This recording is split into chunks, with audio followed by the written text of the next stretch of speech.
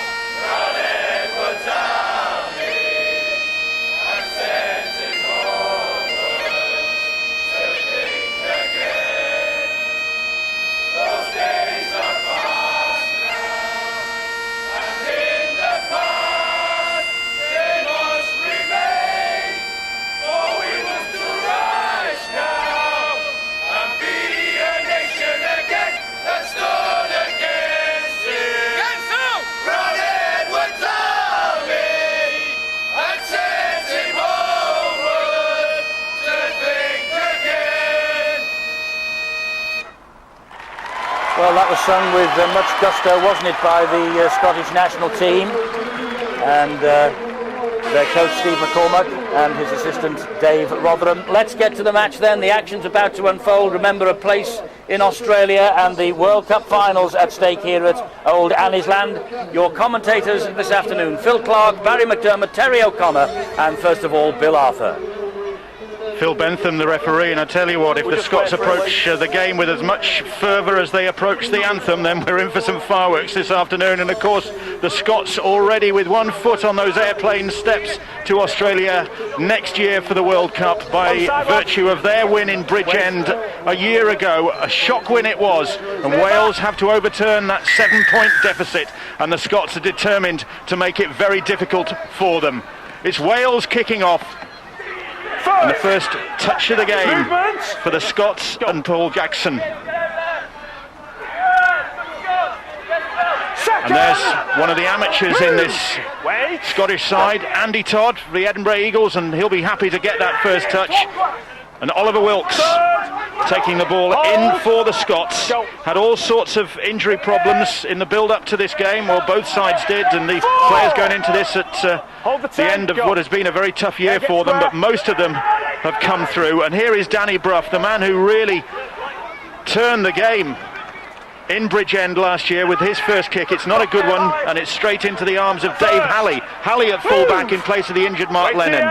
The Scots will soon learn out that Dave Halley, one of the quickest players on this field here today, if they choose to kick the ball to him, they must ensure they've got teammates on the left and right, because he's a dangerous returner of the ball. Patterson in with the tackle on Gareth Dean. And now here is Jordan James. James wearing 15, but starting the game. Wales just trying to obviously surprise the opposition with some cunning tactics. Well, there's the first attempt at a 40-20 kick from Lee Breers on this field. Both Danny Brough and Lee Breers, two of the best in the game at finding that play. On that occasion, Wade Liddell went across and picked up the ball, got his side out of trouble, but it's Scotland under pressure. The speed of this Welsh defence, pretty impressive to begin. Second, hold the set. Paul Jackson taking that ball up. And now here is Richard Fletcher, Whitehaven's very own, who warmed up for this game by doing the Steve Prescott walk from Hull to Old Trafford. Now here's Ian Morrison. 4. Wait here, lads. Tackled just inside the Welsh half. Danny Brough, Jackson now, and the sides really testing each other out, but they should know each other so well. A lot of them, of course, have gone head-to-head in the national leagues this season. Go on, Bob. So they know what the opposition is all about. There is the kick from Brough, and just a little bit of hesitation, and Halley looked at his winger Gibson, and it's come up for the Welsh, and they've kept the ball alive. It was good work from Blackwood, and they're still keeping it alive. It's on the last little chip and chase, and eventually Breers is back, but he's going to be pinned, is he? Oh, outrageous pass, and Breers had a foot over the dead ball line, and that was good work from Phil Bentham, and what great opportunism from the Scots there. What a kick from Danny Brough. It was so difficult. None of the Welsh players wanted to go near it. They kept the ball alive, and Lee Breers deemed to have gone over the dead ball line. First goal line dropout. The kicking game of both number 7s possibly holds the key to victory here and a chance to go to the 13th Rugby League World Cup. Breers with that restart then, and gathered on the halfway line by Wade Liddell it was. Big hit from the Welsh. Right here. Wilkes felt that. Now here's Jackson. Jackson, good offload from him. Fisher. Outstanding season with Hull Kingston Rovers, Ben Fisher. Ball back. Brough. Yep, Here is Fletcher. Showed it to Morrison, now to Nannin, and Nannin using his strength and very nearly bursting through. Get your foot It was on a good the tackle line. from Gibson to stop him. Go. Fletcher, Breers, booms the ball out to Patterson. Patterson then, and they couldn't take that in the centres, it was Henderson. And Scotland concede possession there. It's picked up by Breers. I think a very positive and confident start though by the home side, shifting the ball around, looking dangerous. They've really begun this game in the right sort of pace. I think Wales now, having gone in as favourites, one would assume, really, the bookmakers think that this Welsh side, despite being behind on the points table, really have the key to victory here today, but they're under pressure now, and Rob Roberts tries to get them up towards the halfway line. Scotland's forward started the game very strongly, and that's what's enabled Danny Brough to come up with some great kicks. But it'll be interesting to see how the Scotland forwards are for the full 80 minutes, because Wales have got a very big physical bench. Harris has got the penalty, and Wilkes just trying to delay Iestyn Harris, and he succeeded in doing that, but cost his side the penalty, and Breers very quickly thumps that one down the field. Here we are. Wilkes wasn't going to give him any time. Oof. And Wales right in front of those Scotland posts now, their first attacking opportunity of the game. Webster, Harris pops the ball back in field for Matt James, Bradford Bulls youngster, and James is tackled by Fletcher. Harris back inside to Dave Halley. Matt James and a bit of a Bradford combination there, and James trying to stretch out, but he's stopped just short of the line. James, Halley and Harris involved in that. Wales threatening here, their first opportunity really. Harris juggles with the ball. Now Breers puts a little chip kick in, and the ball is going to come back in the end for Wade Liddell. Well, that was a nothing kick. Hold the 10. And the Scots managed to cope with that. The inside pass, Bill, is a tactic that I think Wales are going to use a lot. We watched them warm up, and Iestyn Harris and Lee Breers were just looking to interest that defender as Breers puts a delicate little kick through, but they're just trying to interest that inside defender and maybe catch a couple of lazy big lads in that middle. Move. 3. Hold the 10. Here in Glasgow, it's Scotland against Wales, a place in the World Cup at stake for these two sides. All hope will not be lost for the losers. There is, of course, another chance in the next 10 days, but they'd love to get it sorted and cut and dried here today. Doesn't that just give you an indication how eager Wales are for this? Scotland only managing to come up with 8 metres and putting Danny Brough under pressure for the kick here. Oh, and then Brough to Wilkes, and Wilkes has knocked that one on, and he wasn't expecting that one at all. And the turnover, and that is a calamitous set of 6 for the Scots. Well, Wales have done one half of the job here. They've put so much pressure on the Scottish team that they've forced a mistake. They're going to be given possession 10 metres from Scotland's try line. That's half of the job done. Now you do the hard work here now to try and reap the reward, and that's if they can get across the line. Gareth Dean now, tackle just about 10 metres out. Wait here. Go. Webster, looked left, went right. Breers pops the ball back to Joseph, and they're in for the first try of the game, and it's Dyer. Ben, just check if there's an obstruction. But Rob Roberts coming it through. won't be given yet. And Ben Thaler, video ref, is asked to adjudicate on this one. Phil Benton wanting to see if there was obstruction. Well, they seem to have the overlap, don't they? When the ball goes behind Rob Roberts, does he commit and take out the defender illegally? I don't think he does. I think that's a well-executed move, and Luke Dyer goes across to score the first try of this game. But the video referee has to look again. Does the Welsh number 12, you can see there, illegally take out a Scottish defender and prevent him from making this tackle? I can't see that being the case. We've looked at it a second time. Here's a third viewing of it. Lee Breers commits the defence to the line, holds the ball up late. Then when Joseph then goes through, makes the pass to Dyer, and I think this is going to be the first try, Bill. Ben Thaler's verdict is exactly that. Wales get the start they wanted, and Scotland paying the price for failing to get the ball away. Well, this is a tremendous reward for the effort they put in. They worked so hard when they had to contain the Scottish go forward. Then they earned possession, came to the right, and boy did they make this look so easy in the game. Good, crisp, quick passing involving the decoy delayed run from Rob Roberts, and Joseph found Dyer in the gap. Running between the defenders, easy start for Wales. And Iestyn Harris approaching a points total record for Wales in his international career, has added 2 more points to that tally, and Wales lead by 6 points to 0. And Luke Dyer in his second Welsh appearance gets their first try of the game. Definitely the way Lee Breeze takes ball, but the commitment that Rob Roberts showed there to interest the Scotland defence, and that's where the try came about. Luke Dyer wants to go and give Rob Roberts a pat on the back there and say cheers for that, mate. Onside. Had a great season with the Robins. Luke Dyer, their top try scorer, and a useful addition to this Welsh squad that Martin Hall has assembled. Dean, grunt of ferocity from him as he ran straight into Oliver Wilkes and Paul Jackson. Gibson now. Second. Oliver, be careful when you're pushing up, please. Plays the ball. Here is Gibson. I was just a little bit ahead of myself, that's all. The speed of Dave Halley, wasn't it, getting out? You've seen there a winger, then a fullback, and now the kick from Lee Breers. And Breers finding plenty of open field there. And the Scots again will have to bring this one out of defence. Well, clear strategy there from Wales, isn't it? Get your outside backs to do the work to try and get the ball forward. They can often find a quick play of the ball. And at this point in the game, we'll ask the rest of our teammates to put their emphasis on defence. Do you think it's an indication, Phil, that Wales feel that Scotland's got a very strong pack and they don't want to get embroiled in that tussle in the middle? They want them to work off their own line. Well, early in the game, everyone seems to have the energy and the desire to want to defend, don't they? And Wales here now with the speed of their line showing that willingness. And Wilkes feeling the commitment there from Webster. Jackson, strong running from the Huddersfield man and tackled just over the 40 metres line. And Fisher puts the kick in straight down the middle. Halley is there, covering across. Blackwood outside him. Wanted that ball a bit earlier, I think. Anthony Blackwood, the Celtic Crusaders winger, he had a great season for the Crusaders. Here's Joseph. Second. Move. He's tackled. Go. Now Rob Roberts.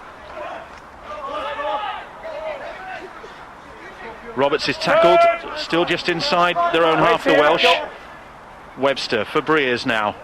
Breers, a little skip from him, and he was trying to wrong foot the Scottish defence. They were having none of it, and he's pinned to the ground on the halfway line. 4 tackles gone. Webster appealing for a favourable verdict from Phil Bentham, but they make another few metres. And Halley directing operations there, and in the hands of Harris, who puts the kick in. He was under pressure from Fletcher, but it is nevertheless a good kick, and it's well taken by Jamie Benn under pressure. Benn playing as an amateur in this game. It was important for Scotland there. They had to just hold out the Welsh siders, looking strong in the forwards, but excellent take by Benn on the wing. Iestyn Harris had been put under pressure, maybe that helped the Scottish side. Clear him. Winning his third cap today, Jamie Benn. Sorry, Phil, as the Scots come forward. 4. Wait here. Trying to recover after that, conceding that try in pretty horrendous circumstances. They made a real hash of that set of 6, and then were unable to defend their line. Ian Morrison plays the ball. Needs a good kick from Brough. Found himself a little bit of space to put that kick in, and it's over the head of Halley, but he's done well to take that one. That's the danger play for Scotland, I think, when Danny Brough is putting those high kicks. The fullback having real trouble with them, but Wales need to pressure Danny Brough. Don't give him too much time as we see a knock on. Well, that's exactly what the Scots were hoping for. Little fumble at the play the ball. Halley it was. First scrum, lads, set the standards. Everybody tight in. Well, it's tough, isn't it? You need a responsibility. You've got to get up and control the ball. Wait. Steve McCormack hoping that his side can convert this useful territory into points. Henderson. Move. Kevin Henderson, that is. Brother Andrew on the bench for the Scots here today. The first time they've played together in a professional side. And the Scots get a penalty for offside against the Welsh. Okay. Stay back. And they're giving time here now to think about what they want to do. Obviously they're going to stay here. It's unlikely they'll kick a goal. They've tapped the ball. There's Neil Lowe on the field already for the Scots early on in the piece. On the line. And right in front of those posts. Brough now.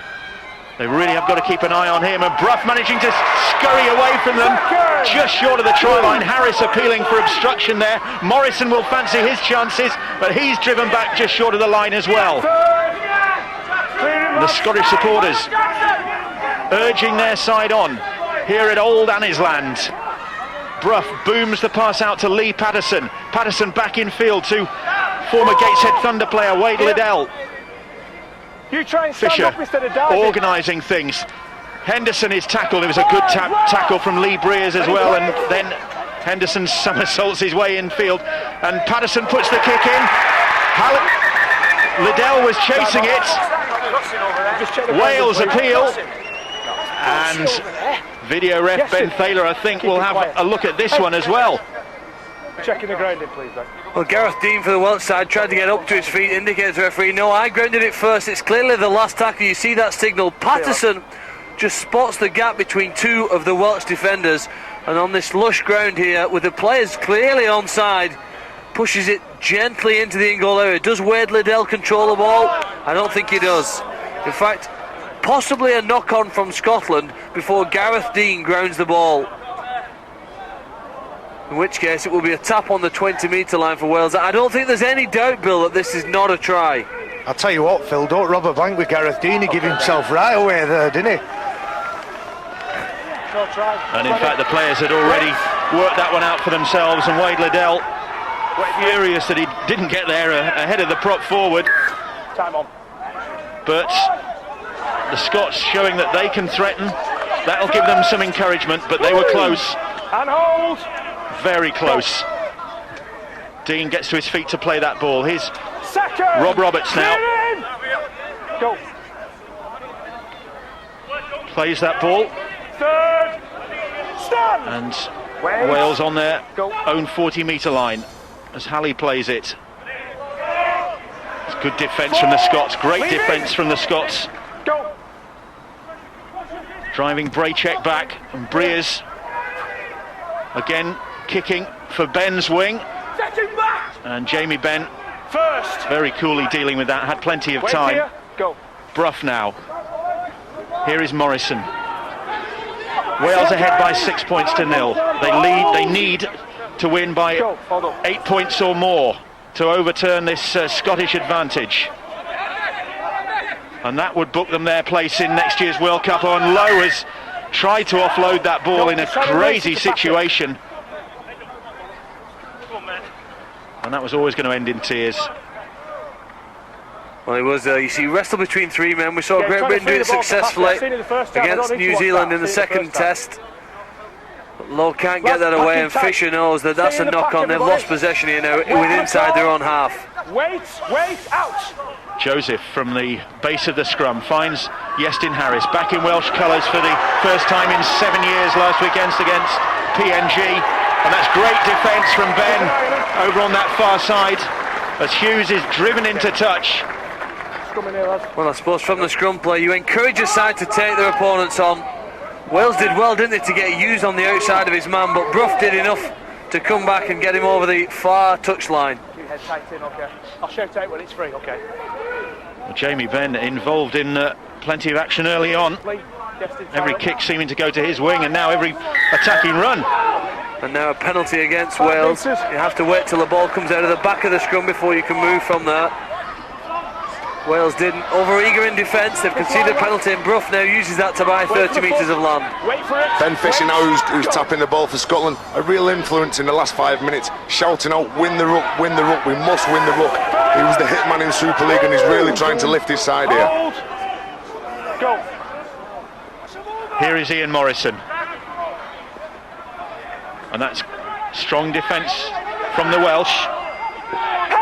Craig Kopczak on, making his debut for Wales from the Bradford club. Kopczak. Third. And Fisher, as Jackson gets to his feet to play that ball. Here is Duncan McGilvray now into the action. Well timed run by McGilvray. He's looking for that quick play of the ball to catch Wales on the back foot. Lowe takes it forward again. Can he get his arms free?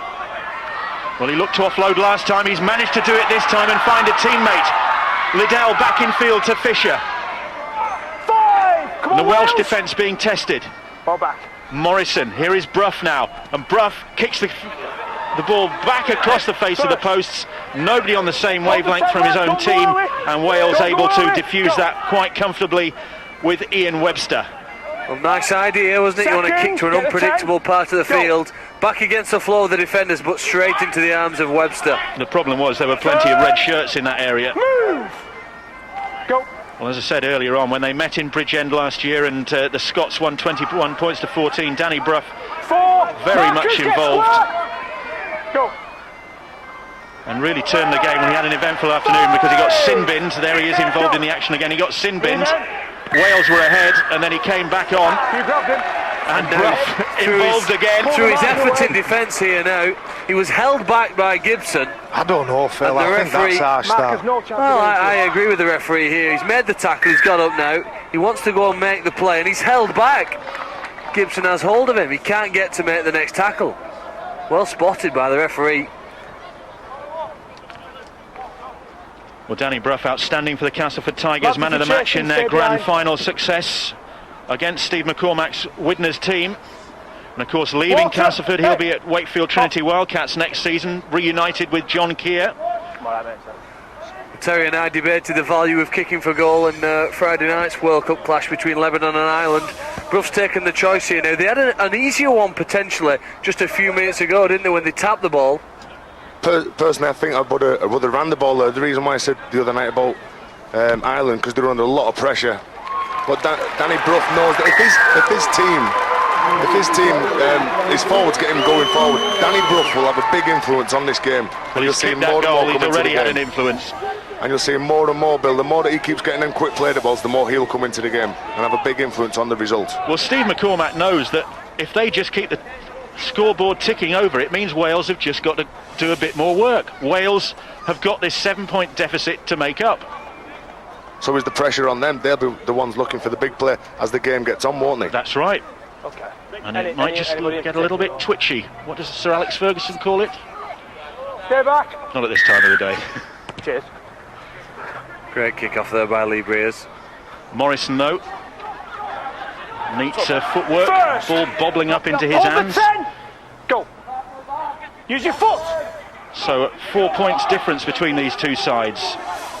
And Andrew Henderson is on the field to lend his experience to this Scottish side. Go.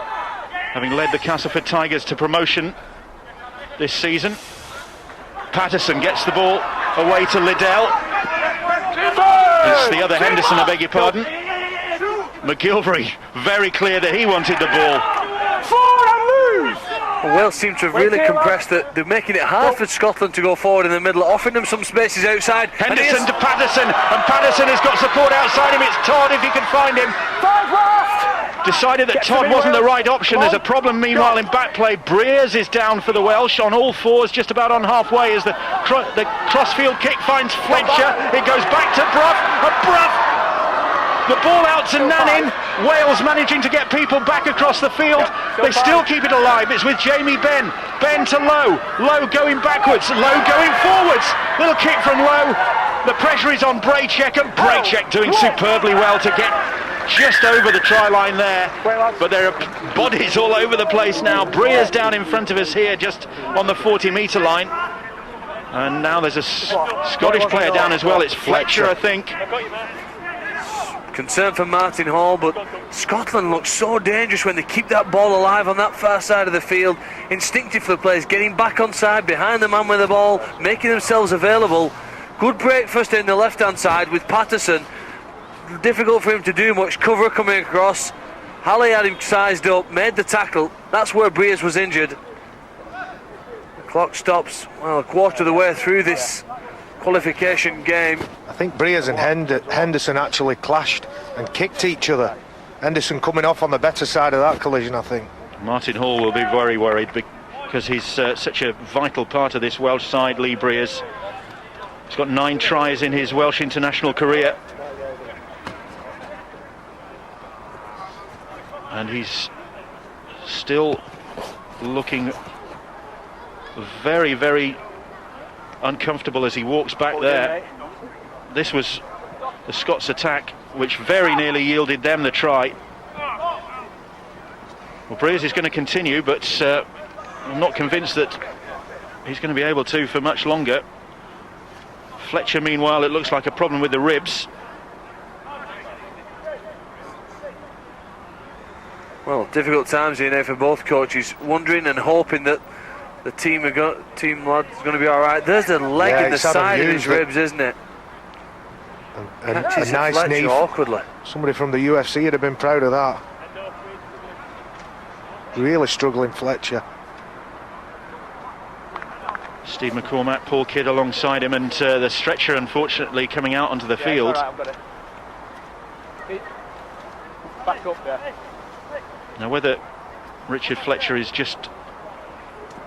It's got to be more than winded, hasn't it? Obviously it's hard to tell internal injuries, isn't it, when your body's clattered like that, all the internal organs shudder around and hit the rib cage. That's where you tend to get the pain. It's not always easily visible, but I tell you what, it hurts. One thing for sure with rugby players, if they stay down like that, you know that there's something severely wrong with them, don't you? He's a tough lad, Richard Fletcher. See if you can find out what number was tackled. Richard Fletcher winning his 6th cap today. Make sure you get that right. Has been a solid contributor to the Scottish effort. I'm just going to move him gingerly. Well, you can tell that Hughes is looking in the air for the ball. There's no intention to injure or illegally hurt Richard Fletcher. Did you get tackled with the ball? Yeah, it was you that got tackled. Yeah, sorry, I didn't know if you swapped. Yeah, it did. And they're just going to, as they do these days, take things very carefully. No risks taken with a player's health. Right, okay. And they'll Yeah, it should be just number 4 remove Richard Fletcher Number 4 got tackled. on the stretcher, and that means that the Scots are already under pressure. They were struck by a late blow with having to bring Dave Lynn in from the Edinburgh Eagles. No disrespect to Dave Lynn, but that was one late change they had to make. And now they're losing one of their most experienced players, with Fletcher leaving the field on that stretcher. Lee Breers, meanwhile, looks as though he's okay. Well, the problem for Steve McCormack is that Fletcher looked so dangerous, hadn't he, on that right-hand side, combining with Danny Brough. He's a strong runner of the ball, and he offered the foil, didn't he, to Brough, who could then show and take on the line. Brough just leaning on the Breers leaning on the goalpost. Looks to have recovered. We've seen Fletcher this year, haven't we, a lot. The go-to player for Whitehaven, who hits really good lines, comes in behind the ruck and comes off a +2 off the stand-up, and he's going to be sadly missed by Steve McCormack. Probably a player who can inspire the Scotland side. It's a great test, isn't it, Barry? When the game stops like this, we all hope that Richard Fletcher's okay and he's thoroughly checked out, but for the players on the field, because you'd lose that breaking concentration. Yeah, as funny as it sounds, you also get a little bit close. You look at Paul Jackson in your picture and the steam rising up from him, and it's difficult to keep your concentration and again keep physically up. The adrenaline levels start to drop, and you start to become a little bit cold. And the Scots were enjoying their best phase of the game, really, having conceded that early try. They'd certainly dominated the last few minutes. Well, they'd sort of had 3 chances to score in this game, haven't they? They've gone close on all 3. Wales likewise, they've just really had that one opportunity, but put the points on the board, and Scotland now just have to get themselves fired back up again here. The game starts again when Richard Fletcher's been cared for. Ian Marsh, that is in your picture. I think he's the guy that'll step into the loose forward berth. He's a centre or loose forward and a good ball player as well. Fletcher coming off, and his supporters, and the opposition supporters for that matter, giving him a good round of applause. But the Scots now missing one of their key men in the pack. Play is going to continue with Wales in possession on their own try line. Strong run there by James. Nanning with the tackle. Matt James it was. So now the Scots trailing by 6 points to 2. Defending against this Welsh side who are hoping to overturn this deficit to qualify for the World Cup next year. Breers quite obviously recovered from the bang that he took. That's the 5th tackle. Plays the ball. And now Harris. Harris, they decide to run this. And then it's Dyer with the kick. Back in field. And Wade Liddell is there. Well, a very successful set for Wales. Remember, they started this, didn't they, on their own try line, a metre in the field of play. Ball's come free and the referee says this is a knock-on. What a turnaround there in a minute. Brejček involved in the tackle on Liddell. Kopchak again that came over the top, and he provided the impact that I think just jolted the ball out. In fact, I think he illegally pulled it out. It was straight. I'm giving him a pat on the back and he don't deserve it. So Wales lucky to get that ball. They'll take it though. Well, that was sad to see, isn't it? You don't like to see that here, especially not if Wales can score from here. Well, Phil Bentham missing that one. It was very well done, very smartly done by young Craig Kopchak. He taught him well at Bradford. I don't think Steve McNamara would be pleased that he had done it, had he? I mean, that is easily a penalty against his side and can cost you the game. And it was a good kick chase and all, and it's a shame. If that goes the other way, you'd be very disappointed, but anyway. Breers now puts the kick in, and that's a great kick and a great chase, and it could be a try for Blackwood from the Celtic Crusaders. He's been doing that all season. But what a kick from Breers it was, a real teaser right into the space behind the winger.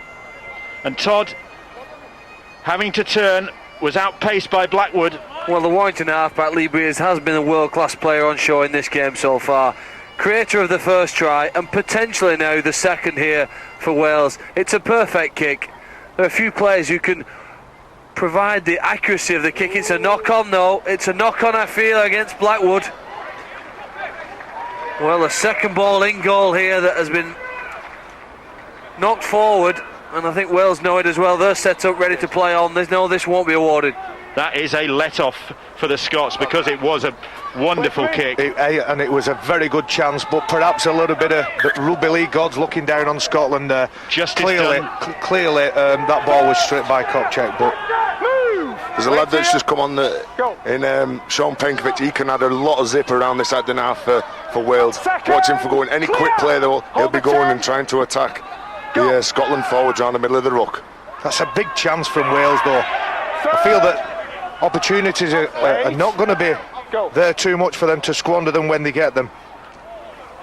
Brough, a long ball out to Todd, and Todd comes back inside, and that's stripped off him from Lee Breers. Well, that is Super League experience for you against an amateur. Harsh that it is on Andy Todd, but I played the game for 17 years. I don't know how you can go into a collision like that knowing how to strip the ball like that. He's a master at it, isn't he? He's a master at it, Lee Gary Breers. Connolly used to be very good at it, and a guy called Gavin Clinch. Oh, Clinch Gavin was the Clinch master, wasn't pinch, he? yeah. Like the Artful Dodger, pocket picked. And here is Breers. Breers back in field to Brejček. Great ball from Brejček to Penkovic.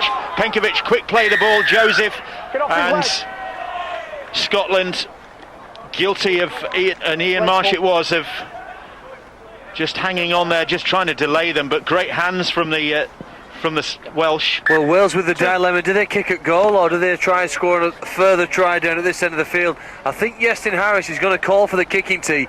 There you see, held up Penkovic. This is the reason why, once he's pulled down, the player has to release his legs, let him get to his feet.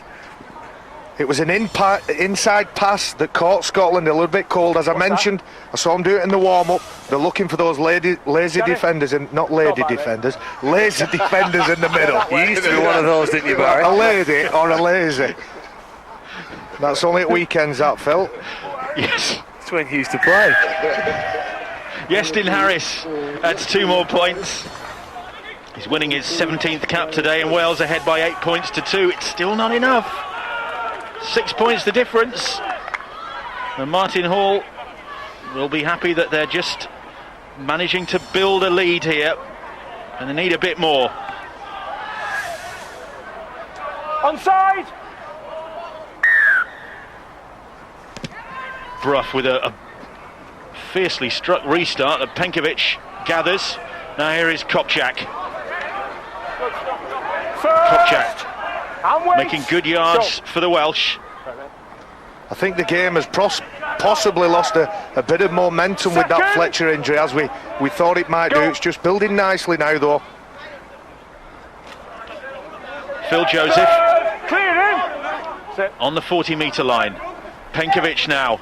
A great dummy from Halley, and Halley has Blackwood outside him. If he can find him, he can do. And Blackwood, forward. The ball was forward from Halley. Forward. And that's frustrating.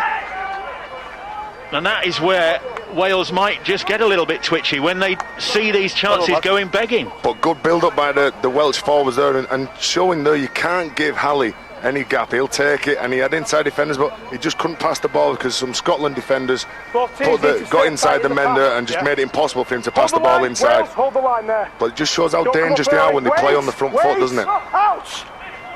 Play on! Well, they're certainly targeting Andy Todd First!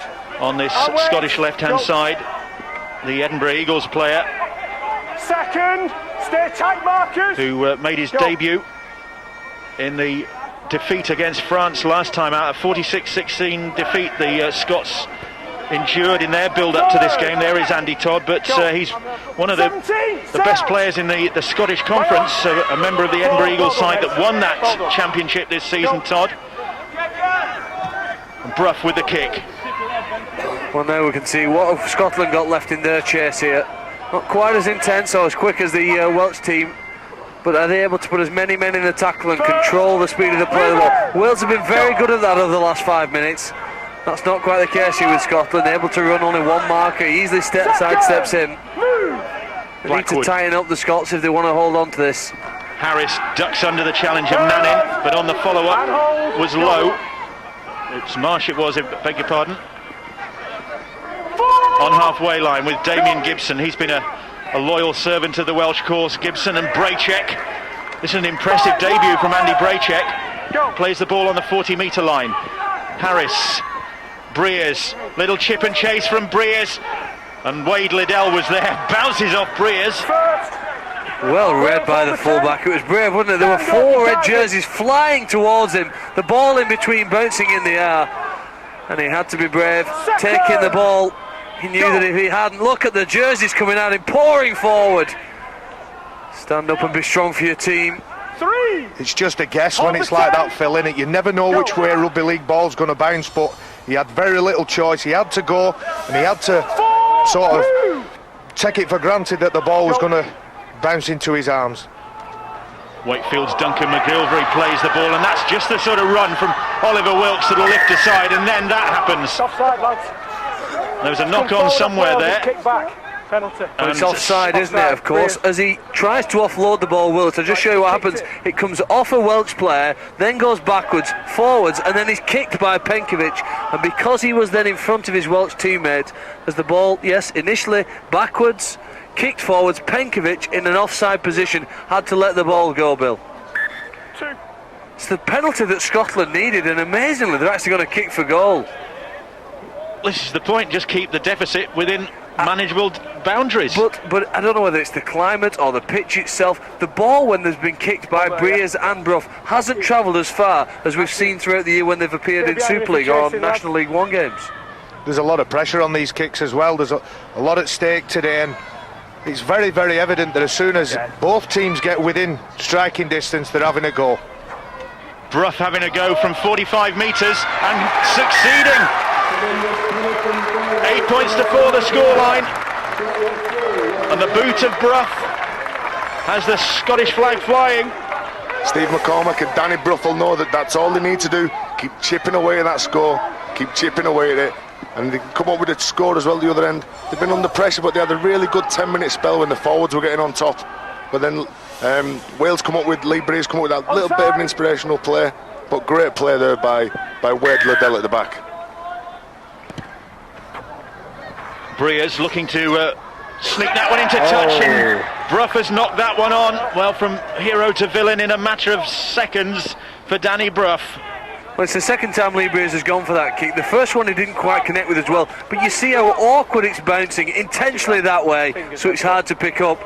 Mistake here now, and it offers Wales the chance immediately to reply and put some points back on the board. And Phil, just as Wade Liddell anticipated the bounce, I think Brough was waiting for the bounce there.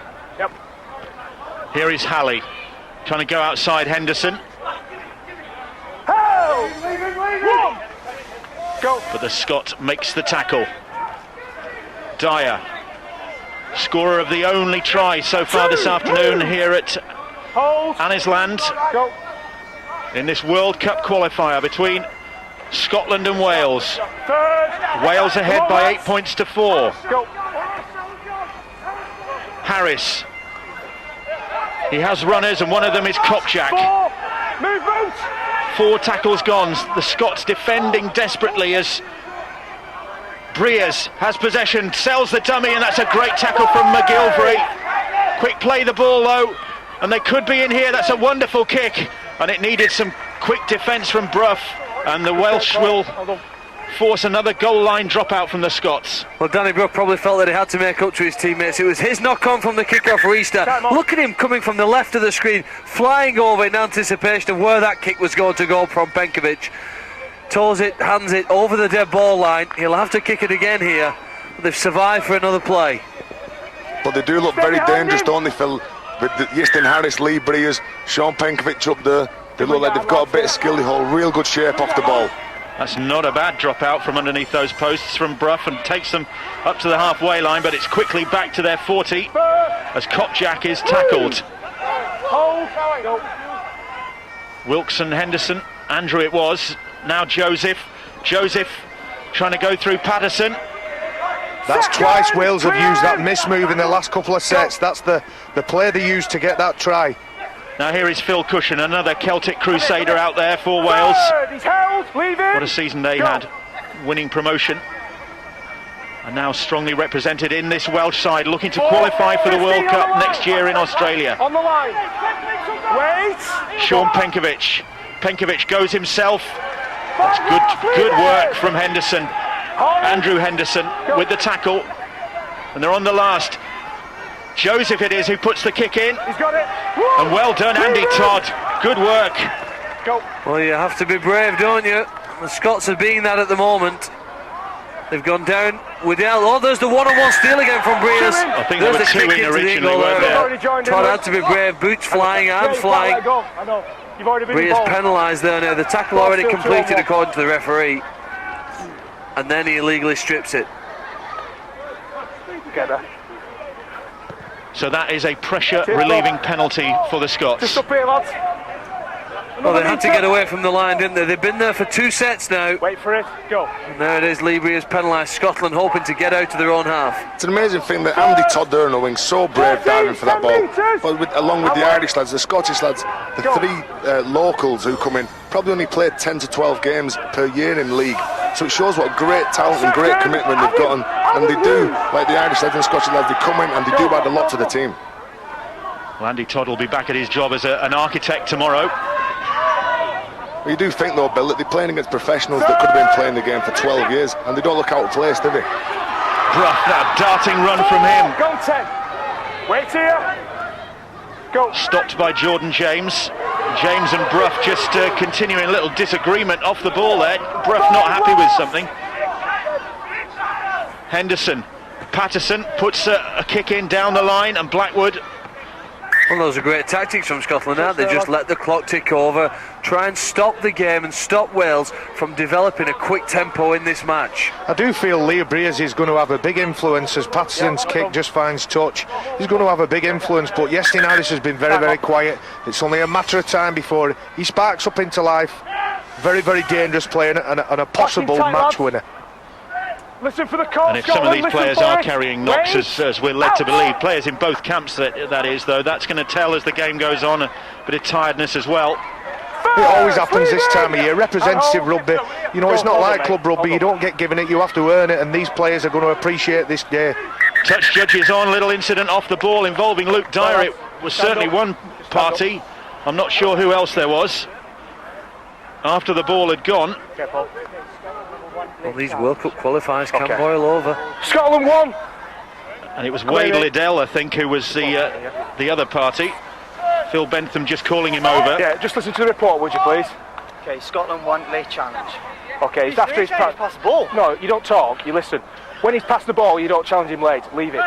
So even if you're into the tackle? That's him told. Yeah, if you're committed, that's all right. And the Welsh will get the penalty. Sounds like my wife, that. You don't talk, you listen. Back here. Mick. Well That done. was Wade Liddell going in late there. That's the reason for the penalty that takes Wales inside the Scottish half, and Braychek offloading to Penkovic. And now all of a sudden there's some speed in the Wales game, isn't there? The Welsh side, they're going forward to get the quick play of the ball, the quick kick to touch. Halley offloads. Braychek once more. Second. 2 tackles gone.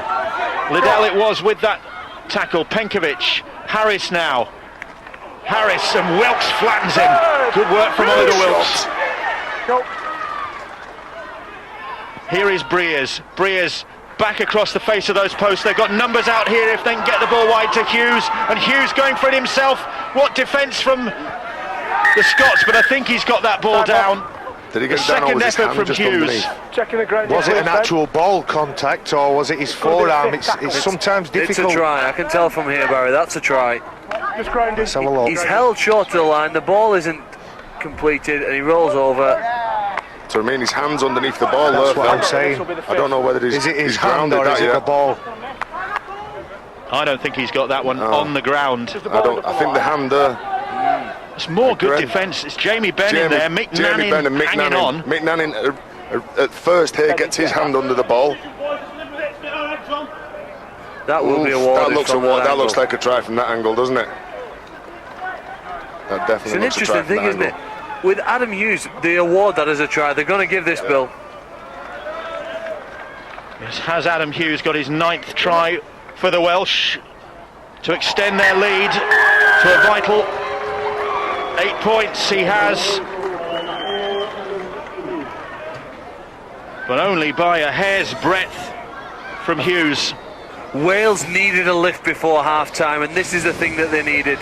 They got downfield, of course, with the penalty, and then they've moved the ball around. They've tried to up the tempo in this game, shifting it around. Good offload there from Braychek. And when Hughes was on the outside, he went hard and low for the ground, and perhaps controversially, this one's awarded, but the Welsh side will not be complaining. They needed a try. Adam Hughes has over 150 career tries, and as far as Wales goes, he's now got 9 tries in 12 appearances for the Dragons.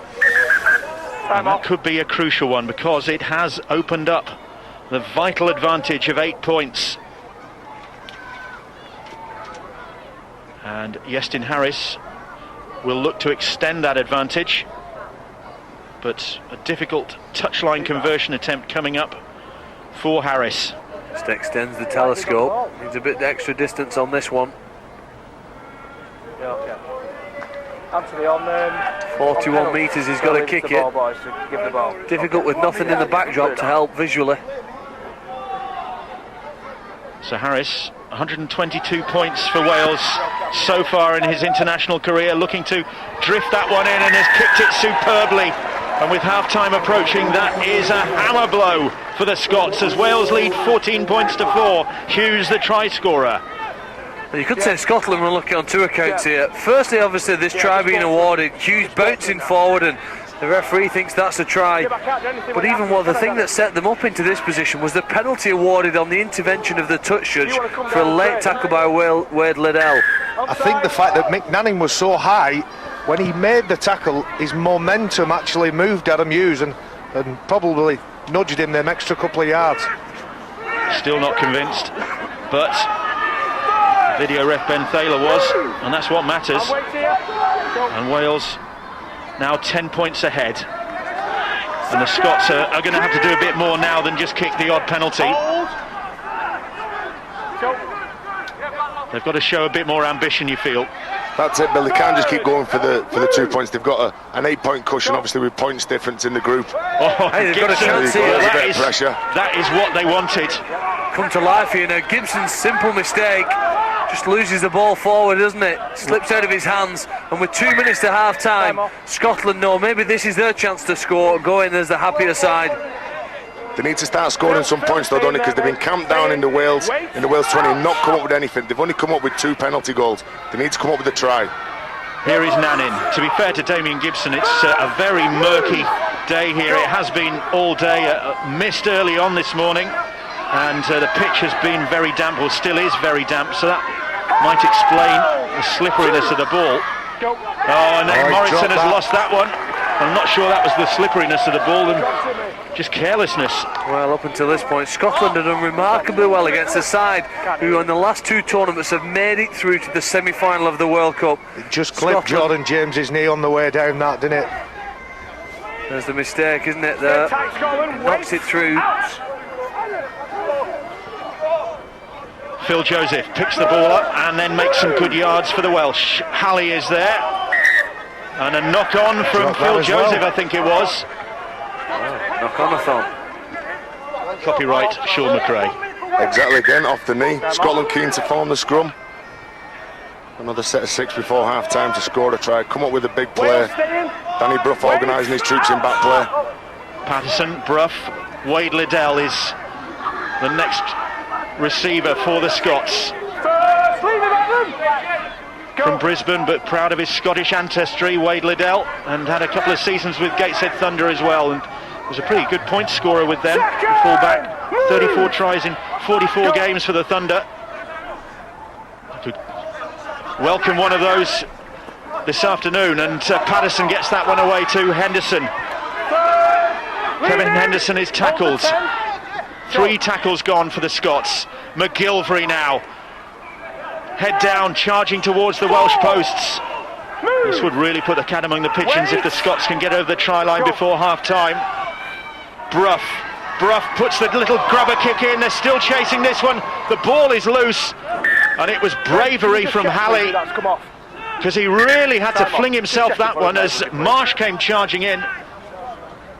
It was the obvious play, wasn't it? The dangerous kick, he did great deception there, didn't he? Looked one way, kicked the opposite, but it isn't a try. The referee just trying to determine who this ball came off before restarting the game. He said now it's been knocked out of play by the Welsh team. What was just a few 30 seconds or so to go. Is it Adam Hughes, the last player to touch the ball? Damien Gibson actually just knocks it out here on the back line. Okay, Lee. Time on. Yeah, Gibson just making certain of it. So a second goal line dropout from the Welsh, and this is the last chance in the first half for the Scots. Neil Lowe. First move. Hold. Go. Plays the ball. Henderson go down the short side with Marsh, and Hughes is all over him. Brough. Will he hoist the kick? I reckon he will. But it's back into his own half as the hooter sounds, and it's Jordan James chasing it, and the ball has come up for the Welsh, and there's a knock-on in there. Just for a moment, Jordan James must have been thinking of glory there as that ball was coming down over his shoulder, and there was nothing between him and the Scottish try line, but there was a knock-on in the end. Steve McCormack makes his way down to the dressing rooms. He's got a bit of work to do with this Welsh side.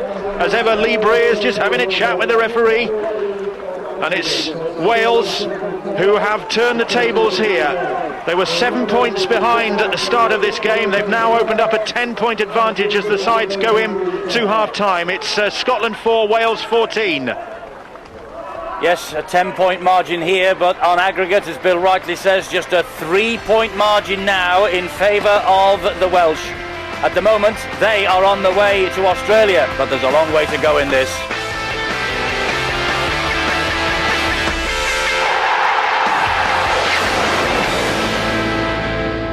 Annie's land, and the Scots are trailing by 14 points to 4 to the Welsh in this vital World Cup qualifier. Remember, if Scotland win this, they are through.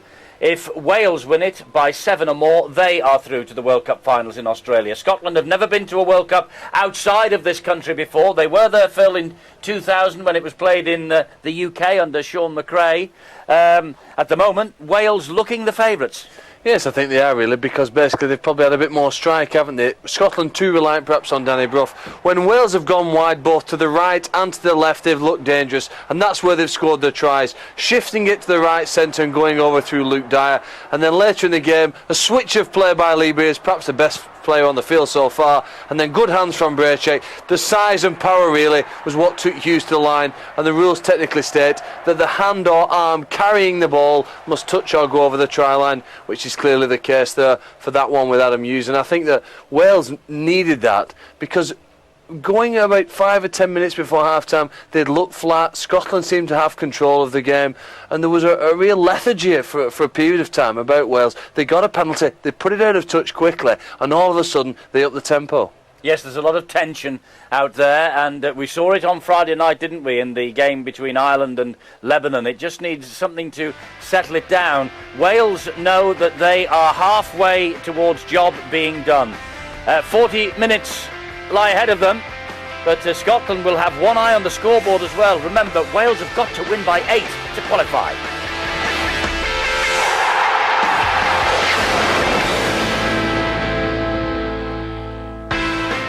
Couldn't be tighter here at Old Annie's Land. It's Wales 14, Scotland 4 in this World Cup qualifier.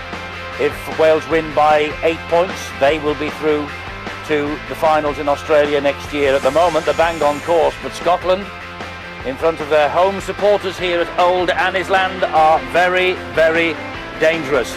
Meeting here today for the 5th time, and it will be the 3rd encounter in the city of Glasgow. Scotland have won 3 of the 4 previous meetings, including that World Cup qualifier in Bridgend a year ago, that gives us this tightrope situation that we have got here. Old Annie's Land, where we're playing it, owned by the High School of Glasgow. It's the oldest surviving independent school in the UK, having been formed as the choir school of Glasgow Cathedral in 1124, and it's produced, among others, 2 famous former Prime Ministers. Back to our commentators, led by Bill Arthur. Can we go? Yeah. Phil Bentham ready to get the second half underway. Danny Brough kicking it off for the Scots. Eddie mentioned last year in 21-14 to the Scots. Well, they trailed 14-6 at this time last year. They're trailing 14-4. Now, they managed to turn it round last year. Danny Brough inspired him in the second half. Can they do that here now, or are the Welsh going to kick on? I think the question that Steve McCormack may have put to some of his Scottish squad today is, what can you provide in this second half? Too heavily reliant on Danny Brough. They need other players to start to contribute. But it's the Welsh who are in the ascendancy at the moment. Duncan, you need to get here. And Webster And wait. Move! is tackled just inside his own 40 metres line. And then Kopjak with the run. The youngster from Bradford. And Breers with the kick downfield. Jamie Benn across to field that ball for the Scots. Featherstone's Ben is tackled just over his 20-metre line. Go. Wade Liddell. It's good defence, good strong defence 2, clear him! from the Welsh on Andy Todd. Todd felt that. Patterson now off to play his rugby league in France next year. Go. Lee Patterson. Kevin Henderson, and the Welsh And release. not willing to allow them No, it's not any progress. Scotland have struggled perhaps to go forward as well as Wales, haven't they? Maybe is that a contribution of the Welsh defence, Barry? I think that early decision to kick early in the tackle count may well have took some petrol out of the tank, but I just think both coaches will have said to their players, look, how much do you want to go to this World Cup? And they're looking for reaction, they're looking for a little bit more intensity. Well, let's hear the Welsh viewpoint from their team manager, John Devereux, who's down on the sidelines, although hang on a minute, because great work from Neil Lowe, has stolen that ball off Iestyn Harris, and Ian Morrison is in possession, and Morrison gets it away. That went backwards from Lowe, says Phil Bentham. And he's wiped the tackle count clean, in fact, because there was a Welsh hand in there. That was where the deflection came from. Wilkes now, well, this is a perfect opportunity at the start of this second half. There was the hand, Kopjak it was. Patterson, Henderson, and it's Duncan McGilvery in fact getting to his feet to play that ball. Patterson, here is Brough now, Brough running across the field and then back inside to Wade Liddell, and Liddell maybe if he'd put his foot to the floor could have got there, but he just decided to come back in field. Brough, Low now, Low going across the post one way, then back the other. Webster with the tackle, 4 tackles gone for the Scots, and this is their big opportunity, and then Brough puts the kick in and it's not a good one, and Breers picks it up. Let's hear now from John Devereaux. John, the tension out there, obvious for all to see. Perfect start for Wales in that first half, but only a 10-point lead at the break. Do you feel like you could have done more in that first half? Yeah, there's a lot of tension out there. Obviously, from some nerves, it is important. There's a 7-point deficit, so we were mindful of that. But yeah, it was a good performance. I think with all that pressure. I mean, they're not a bad side. It was quite evenly matched. And a possibly crucial try from Adam Hughes as well. Yeah, it was a good try. He had a lot to do, and then just on the line, and they count, don't they? How much was talked about the magical 8-point margin before the game? Was that much of the focus of Martin Hall's preparation for this? Well, we let ourselves down in Bridgend last year, and obviously we knew we owed them this game, and we're up for this big time. And there's a lot of new players out there today that didn't play that game, so we've got some quality out there. Thanks very much, John. Just an update as well on the condition of Richard Fletcher, Bill. The word from the dressing room is that Richard Fletcher has suspected fractured ribs. He will definitely not be returning in this game. That is very bad luck for Richard Fletcher, and it's a big blow for the Scots as well, and that is another blow because they've squandered possession, but Wales have done exactly the same, and they've got the advantage, I think. Come to Scotland. They had, and Jordan James must be kicking himself then because the ball was popped up for the Welsh and the try line was beckoning. Well, because Scotland are struggling to go forward, you then tend to offload the ball, don't you, when you're being driven backwards. You panic a little, try and pop it to a teammate. Yeah. That's what they attempted to do. They've lost the ball, but Wales have really let themselves down there. They come up with a mistake. When the defence is so intense at this part of the field. Of course it is. When you get driven back, sometimes your dignity is taken away from you a little bit. You're not as strong as you thought you were. Sometimes you've just got to take your licks, take the tackle, get up and jam the ball down and get that momentum going again. But they've lost Richard Fletcher for the rest of the afternoon. They were already without Mike Wainwright, who was a late withdrawal. I mentioned earlier on that David Lynn of the Edinburgh Eagles had been called in late on to the side, so they are up against it bench-wise, are the Scots. The kick downfield is fielded by Dave Halley, showing his pace there, but there's good chase from the Scots. They've started a lot stronger the second half, Scotland, haven't they? And it's interesting to see that, as well as having Ben Fisher on, Andrew Henderson's on, they've got a lot of pivots on the. Let's hope that don't forget that they've got to go forward before they start playing. Another good run from Kopczak. Wales just inside their own half. Here is Iestyn Harris trying to mesmerise the Scottish defence and gets the ball away to Breers. Breers back to Phil Cushion. Bounces off one, tackled though by McGilvery. 4 tackles gone for Wales in this set of 6. Breers looking to duck under the tackle from Ian Morrison, but Morrison has been pretty solid in that department. So Harris puts a crossfield kick in. It's a testing one. Across comes Jamie Benn. Had time to gather that one in the end. It was a patient kick, wasn't it? It wasn't one that Iestyn Harris decided we need to try and score off this kick. We just could have put our opponents under pressure, and we're going to attack them whilst they have the ball here. We're going to work hard in defence, and we're going to make it tough for them to get out to this part of the field, which they are doing right now. I think he also knew who he was going to kick to. Jamie Benn got that ball 3 or 4 times in the first half, quite early on. Maybe Martin Hall has said, look, stick to plan A, keep chipping it away on that left. McGilvery, that's the 5th tackle. What's the kick like from Brough? Braycheck up very quickly, but James, what great hands from him. Goalkeeper's hands there from Jordan James, snatching that one out of the air. It was good play by Jordan James, but Scotland will be buoyed by that, the fact that how many yards that they were making from their own line. They made it up to the 50-yard line. Adam Hughes, Morrison all over him, Nannin in support. Nowhere for Hughes to go. Here is Braycheck. There's some commitment going in these tackles. That was the hands of Jordan James just stretched up to gather that one. Great reactions. Phil Joseph now. Joseph steps away from the tackle of McGilvray. He's still going. Oh, ball out of the back door was aimed for Blackwood, but it was picked off well by Henderson. And Henderson doing really well there to get away then from Gareth Dean. Wow, he pops it out the back, hoping that a teammate might be there. Dyer had already clocked off really on the play. Decided it was over and Henderson intercepted. But again, Scotland doing it tough to go forward. They've had a very difficult 8 minutes in this second half. Paul Jackson. Wales have tried to come out, Bill, and played a higher intensity than they did at any time in that first period, trying to put away their opponents. Any hopes or aspirations of success today? Well, those hopes and aspirations certainly aren't extinguished yet. Here's Wade Liddell. Scotland have started well, but they do need to start running in numbers. And every time Wales run and Lee Breeze runs across the line, he's got players running into holes. Scotland need to push up a lot more. And by pushing up, Tez, it means that three defenders can't account for one person. You've got to look at that bloke at the side. Getting a one-on-one tackle or a two-man tackle and maybe an offload or a quick play the ball. A kick from Brough ran dead. Wales restart with the tap on their 20. Every time I see Ian Morrison, I think Mick Cassidy's doubling up from Ireland on Friday. Or Damien Blanche. Second! Wait, lads, wait! Jackson with the tackle on Ian Webster. Here is Harris now, and Harris just stepping through, and good defence from Nannin. Well, that's a big play from Mick Nannin. I think he needed to start to contribute.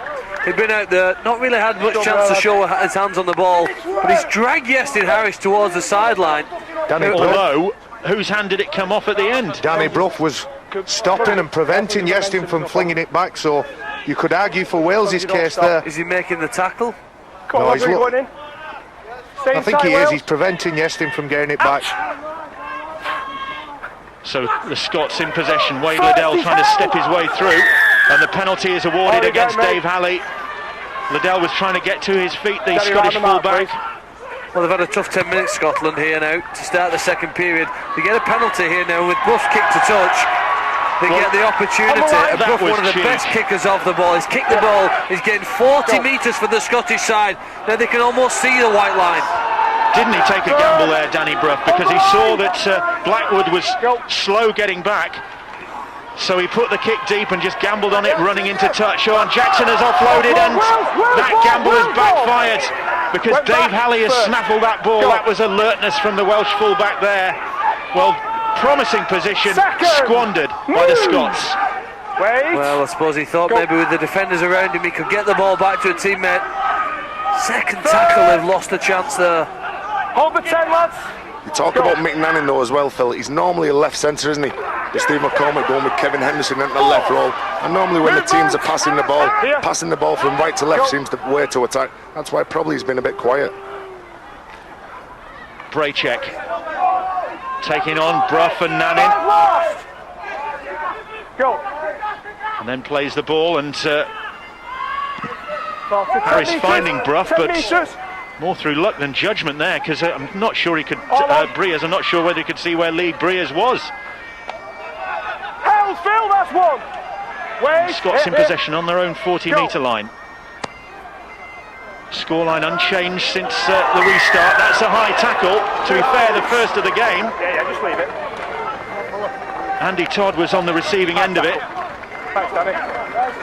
Jordan James does go higher in the net. The referee in the vision there. Picks it out. Scotland through Brough, not quite as adventurous with this kick to touch, but still puts them in a good position to start the set of 6 tackles. McGilvray almost on the 20-metre line. You see the penalty count, 7-3 in favour of the home team. Well, back-to-back penalties for the Scots here, and that's taken them well inside the Welsh half now. On that 10-metre line, in actual fact. Here is Lee Patterson. Patterson for Brough.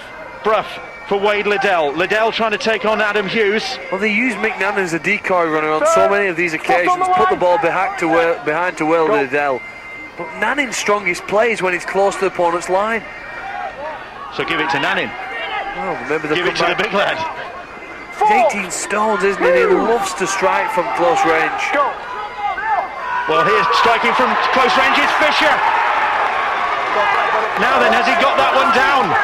He has. The try is awarded. No video ref needed this time. The Welsh players are furious about that one. I think that was short, mate. Well, the referee said you have to be on the line. He thought Fisher was on the line. It was a brave run, wasn't it? With that quick play, the ball, he's taken a knock on the head. Just goes hard and low and quick in between the defenders, slides forward. Oh! Then when the tackle's completed at that point, is his arm with the ball touching the try line. We saw the groundsman before the match marking out the clear white lines. I think it is a try. Oh, that's a try, That's a try, that, isn't it? Maybe if Adam Hughes' was a try, I think this has got to be. But I didn't think Hughes' try was one either. Well, no, any part of the hand or arm holding the ball, if that's on the try line, then that's awarded. That's legitimate by the rules, and the kick goes over. Scotland back in the game. Scotland 10, Wales 14, and I think it was Dave Halley's effort, in fact, that dragged Fisher over there. Don't need it. Ball's on the Let's have line. another look. Well, the referee's clear in his mind. If the ball's on the line, it's a try. And that angle shows that it clearly is Onside. on the try line. Dave Halley tries his best. Sheer determination from Ben Fisher, that, wasn't it? The speed that he got the ball. And in the first 14 minutes of the second half, they definitely started as stronger, started more confident, knowing that they've got to go out there and come up with a try. Ben Fisher's first try for Scotland. Had an outstanding season for Hull Kingston Rovers, and last time he saw him on Sky, got a couple of tries when they played against Huddersfield at the end of the season. Problems for the Welsh because Ian Webster has got what looks to be an ankle problem. He's gone over on his ankle whilst coming back in the line. Nobody near him at the time. He's just twisted it awkwardly, but instantly alerted his teammates to the problem. He can't carry on. He's unlikely. Oh, he's in. I think he's just simply gone over on the outside of his ankle. And the signal coming from the physio that Webster's going to have to be replaced, and in fact he's heading for the nearest touchline on the opposite side from the main stand. See him there. Oh, coming back to get on side with the referee, twisting and turning to look at the play of the ball. Ian Webster's played Super League in the Saints side that lost to Catalan in 2006, and is on his way to Celtic Crusaders, a member of the Widnes side that reached the grand final in National League One and then really imploded when the club went into administration, and Webster heading for Celtic Crusaders. But good news about Widnes this week, of course, with a buyer moving in, Steve O'Connor, and Steve McCormack returning to the club to resume as coach. And can he guide this Scottish side to the World Cup? Well, as the score stands at the moment, they are going. First movement. It's Wales who have the work to do. It's not often you see Lee Breers running from dummy half. That's an Well, there's more World Cup action to come on Friday, 5:30, and it's USA against Samoa. And then that is followed by the loser of this game against Lebanon. That's at 8 o'clock on Friday for Sky Sports Extra. And then, of course, can Great Britain make it a whitewash? It's Great Britain against New Zealand on Sky Sports 3 next Saturday at 5:30. And here is Iestyn Harris hoisting that kick. Wade Liddell jumps for it. And the chase from Matt James. Certainly made his mark there, Matt James, and he's in there again with the tackle, but he's high. Round the neck, James. And a little bit of frustration now from the Welsh, perhaps. Well, they've got 24 minutes yet, haven't they, to get back and score some more points. That's ample time. They won't do it if they concede penalties. It's the third now in succession that have been awarded against the Welsh team. High tackle. Last two for high tackles. Does anybody else think it's often harder to defend a lead than it is to come from behind? Because when you're behind on the scoreboard, you're looking to attack. When you're in front, you've got a defensive mentality. Depends how many points you're in front, doesn't it? No, when it's close like this, there's a score in it. and you're trying to keep things tight. It's a mindset. Ben, don't dummy it. Paul Jackson runs into the tackle of Gareth Dean. McGilvray, Morrison. The Scots with their tails up at the moment. That Ben Fisher try has really lifted them. They trail by 4 points. Wait. Go. And they've really enjoyed the better of this second half so far. They seem to be playing more in the Welsh half, don't they? It's in the attacking options are there, and definitely with having Henderson out there along with Ben Fisher and along with Patterson and Brough, there's definitely more attacking options there for Scotland. Henderson, but Rob Roberts was Wait here, lads. Wait here. not going to allow him to get away. Here's Brough now. Brough kicks behind. Winger giving 10. Gibson. Winger giving And 10. is he trapped? And the winger was told to give him 10, and Jamie Benn didn't heed the call from Phil Bentham. Do you know, I think I saw a bit of confusion there with both players not looking and not sure which line was which. I think Jamie Benn actually stopped. Go. He stopped, I think, on the indication of the referee that he was in front of the kicker, and I think that's Danny Bruff's frustration, that he didn't have the discipline to complement the kick really by staying behind him. He could have forced a goal line dropout. He's been in front of him, he's been penalised for offside, and Wales are out of trouble. Dean plays the ball. Braycheck now. 4. His best season in Warrington Wolves colours in 2007, Andy Braycheck. Making 17 appearances, and he's had an impressive showing for Wales this afternoon. Dyer back in field to Blackwood. Once of Halifax, now of Celtic. Anthony Blackwood. Go. Penkovic, Breers, Harris. They've got numbers out on this left-hand side, and James, nice ball from James to Hughes, back on the inside for Gibson. Oh, and it comes back very kindly for James, but that is the turnover. And Martin Hall keeping his cool. Go. Heading for the last quarter of the game. Wales ahead by 14 points to 10. Wait here. They need to win by 8 points or more to guarantee their involvement in next year's World Cup. Well, they get another chance, in fact, of course. If Martin Hall could send a message on to his players now, I'm sure it will be, we've got 20 minutes in which to score one try, which will put us in the World Cup. Go. That's plenty of time if they have the patience. They need to work as hard in defence as they were in the first half, containing this Salford goal forward at the moment, struggling to contain Salford full stop. On the halfway line. And they've lost the ball, have the Scots. Penkovic. Now Luke Dyer, whose early try gave Wales great hopes. Here's Henderson, and that ball pops out and is gobbled up by the Welsh. Hughes. They're looking to get at Danny Brough a lot, Andy, but they need to. I feel that Wales need to stay in the same channel and attack the same defenders, because they seem to be shifting the ball from one side to the other and really not attacking the same people. 10 metres. Go. Hughes and Brough just having a little disagreement in back play. You don't often see Adam Hughes losing his cool. 5. Such a laid-back character. Penkovic, Breers then kicks the ball cross field. Oh, great work. Harris read it right. But a good tackle from Nannin. Good work from Nannin there, just to get the tackle in on Harris, who flung the ball back behind him. What a kick it was. What a kick. What a kick. Yestin obviously knew that the player was coming. He was in exactly the right place, but unfortunately none of his teammates. The best halfbacks have telepathic understanding of one another's play, and it was Breers to Harris, but no support the following up when the ball was flicked through. Great effort by Mick Nannin to keep his team alive. Go.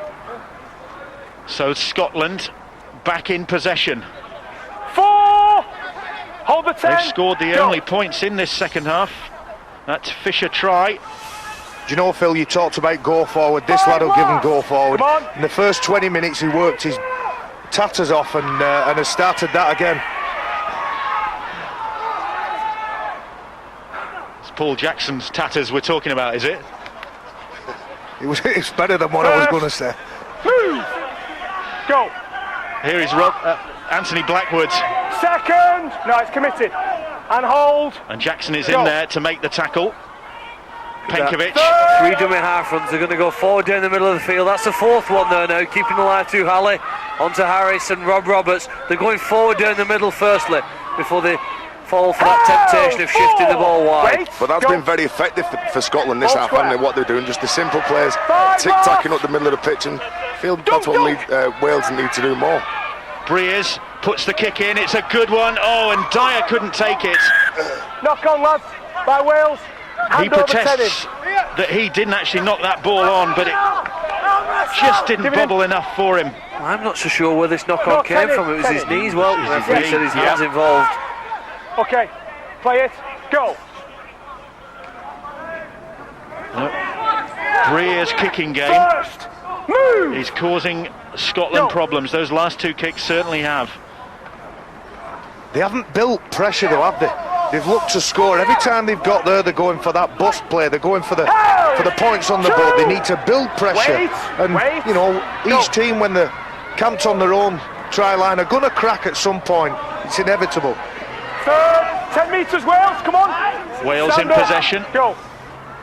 Wilkes it was playing the ball. Patterson gets the ball away to Henderson, and Henderson puts the kick in. But that's comfortable for Halley.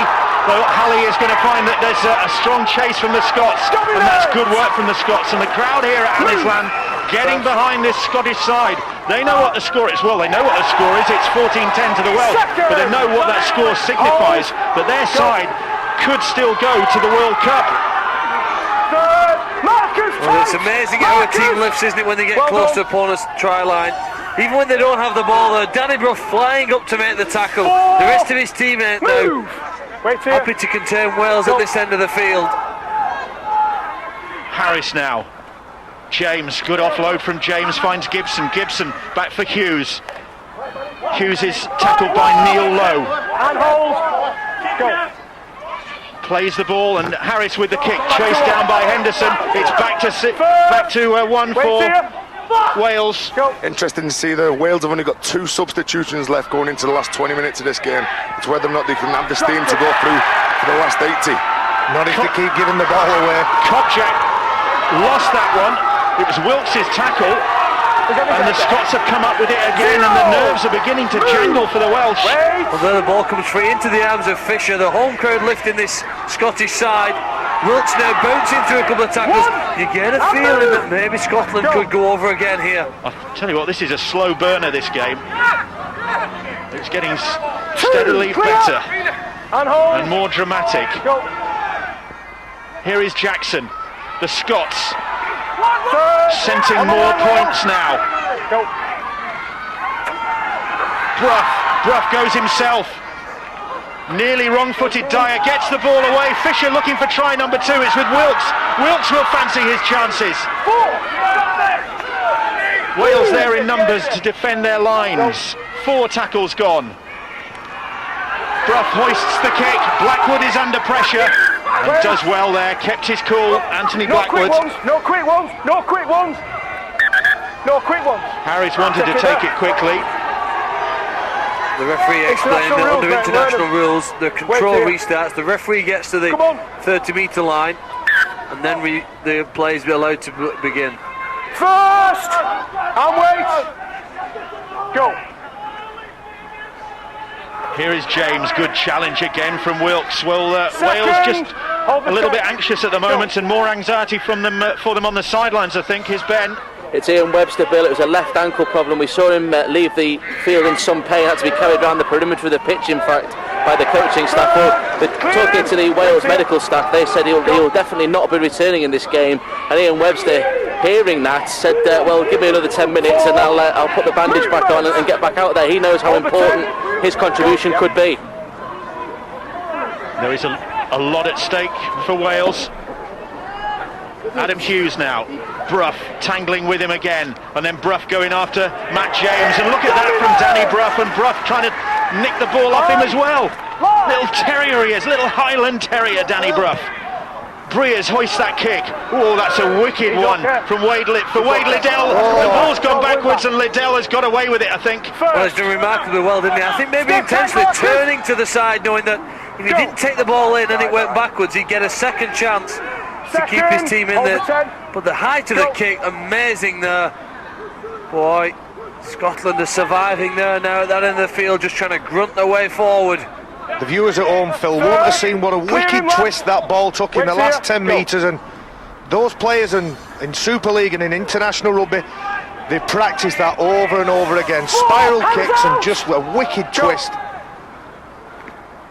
Wilkes now. Jackson.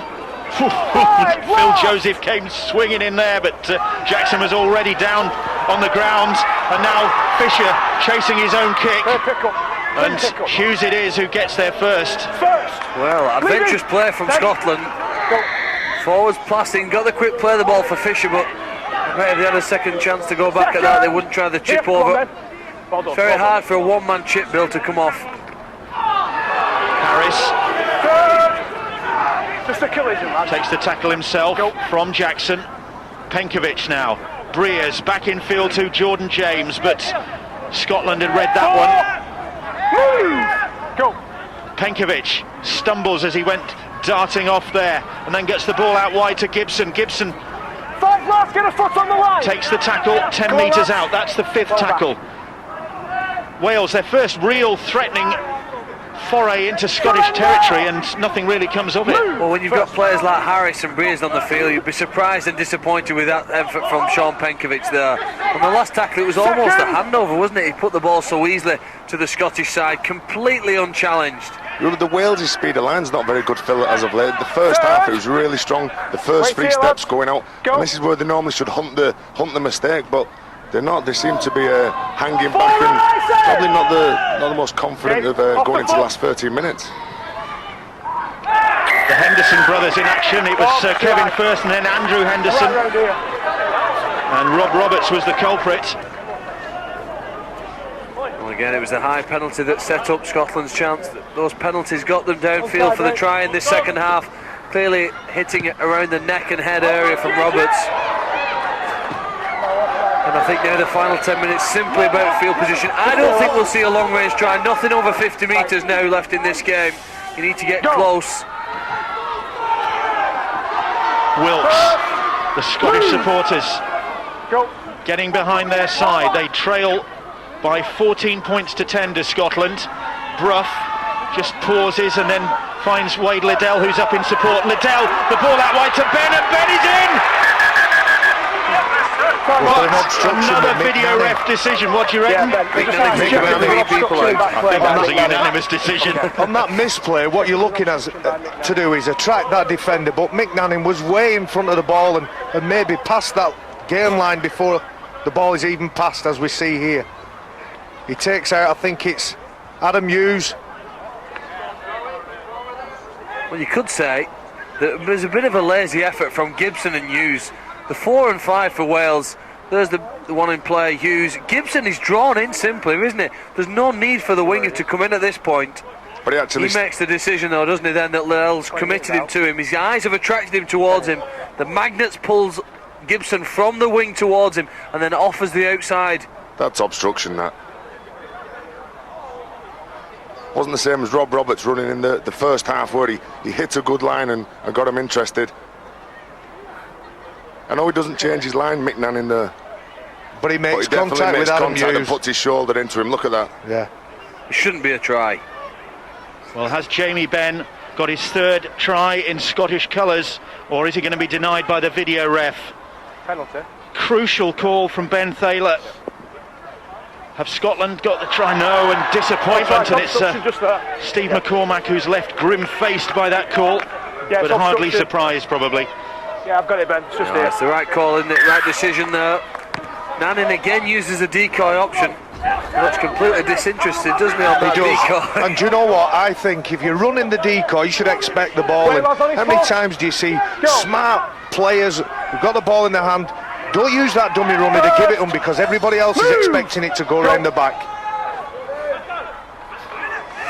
Heading for the last 10 minutes of this World Cup qualifier here at Old Annisland, and Wales are ahead by 14 points to 10, but at the moment that isn't enough to send them to the World Cup next year in Australia. They needed to win by 8 points or more here to overturn the deficit that Scotland built up when they last met last year. So as it stands, it's the Scots who are heading that way, but at the moment it's Wales on the attack, and Kopczak is tackled just short. Harris now, and Harris glides through a gap and tries to stretch out, but just didn't have enough. And Fisher it was who was there, but this is the best opportunity really for the Welsh. Blackwood, what good defence that was, great defence that was from Andy Todd. And a pat on the head for the Edinburgh Eagles winger. Well, great defensive play by the winger. Firstly, he was back in the position for the kick. Then when he realised that the kick would stay in the field of play, he came forward and forced Blackwood out towards the sideline. Blackwood lost possession, turnover to Scotland. Lee Briers is a very unpredictable player, and you've got to read him. When you play with him, you've got to read him, but did he really need to kick then? He had the numbers. Neil Lowe, 3 of them to stop him in the end.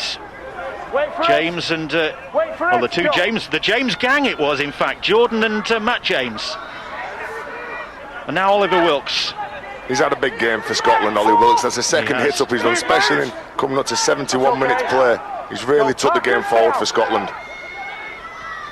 As has Paul Jackson. And there is Oliver Wilkes, another one who's leaving witness after the disappointment of this season. The kick from Brough, and it's fielded by Dave Halley. Fisher on the chase. And Scotland just now looking to pin the Welsh down deep in their own half. And have Wales got to throw caution to the wind in the last 10 minutes here now? Wales looking to come up with a big play, aren't they? Again, trying to get at Danny Brough here on the right-hand side for Scotland. You feel it's going to be the short plays, the small little balls that's going to interest the Scotland defence? I don't think they do need to come up with a big play. I think they need to get on Scotland's line and force that error. And I think that's probably been the trouble. They're looking for the big play instead of building pressure. They don't need to, but they're looking to come up with the big play to score the try. They're under pressure. Kopczak turned and looked for support there, and there was nobody there, so Briers goes on the run, and a lovely ball from Briers to Penkovic, but again they can't turn that into anything, and the ball is turned over to the Scots. And Roy Vickers, the honorary Scottish Rugby League pipe master, strikes up again with the bagpipes over there on the far side, and there he is. But if you had a scoreboard to measure urgency, Scotland would clearly be in front, and that's why I think that they're in this game, and at the moment in pole position to go through to the World Cup this weekend, because they simply have an urgency that's superior to that of the Welsh side. They want to get to the ball, they want to get to the tackle, and they want to get on with the game quicker than their opponents. Well, it's the Scots who've done all the point scoring in this second half. Just that Fisher try converted by Danny Brough. Wales haven't managed to score. What's more, they've used all their subs, and a good run from McGilvray. It's Henderson, in fact. Henderson it was. Andrew Henderson. And the Scots really ending this game strongly, and then Brough looking to find his way through. But Harris clings onto him. Nannin now, can he use his strength? He's trying to, gets the ball back in field. Neil Lowe kicks it forward, and Ben might yet get a try. This is going to be another video ref decision. No! Instantly awarded by Phil Bentham, and the scores are level. Well, what an effort in the second half from the Scots. And Jamie Benn denied a short time ago by the video ref. Perseverance paying off for the winger there. He gets his third try for Scotland. It wasn't a pretty one, but it could be a hugely significant one. Well, Scotland rewarded for their urgency, wanting to get to the ball. Look, Nannin pushes as hard as he can. He clearly releases the ball before it's thrown inside, and all the Welsh defence then has been focused on Nannin. It's towed through for Ben to score.